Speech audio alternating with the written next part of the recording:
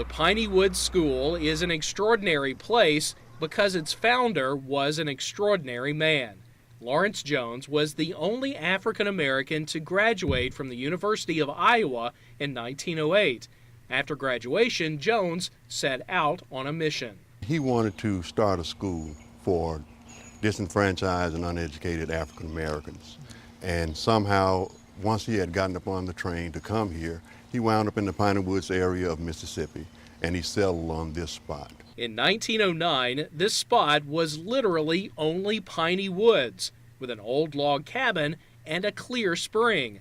One day, while Jones sat under a cedar tree, a boy came out of the woods and picked up one of Jones's books. The boy had the book upside down, so he realized that he did not know how to read. The next day, the boy came back with two friends so they could learn to read. Word spread, and soon more people started showing up. Jones then convinced the only African-American landowner around to give him that cabin and 40 acres to build his school. A white lumber mill owner donated the material, and the whole community pitched in to help the man, now known as the Little Professor. Some of us came with a sack of sweet potatoes, some with a couple of geese, some of us empty-handed, but the Little Professor gave book learning free to all. Jones never turned away a student, and through the years, the students helped build the school. We built that school with our own hand, and that is why we love every board and every brick put into it. Jones's wife, Grace, taught music at the school. Her Cotton Blossom singers toured the country raising just enough money to keep it going. Then, in 1954, This is your life.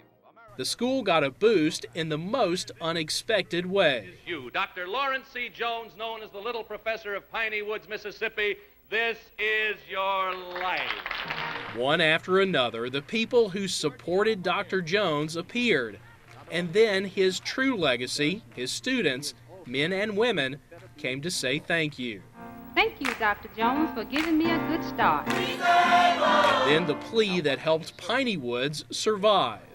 Are there 1 million of you in our vast television audience tonight who will put a dollar bill in an envelope right now and mail it to Dr. Jones, Piney Woods, Mississippi?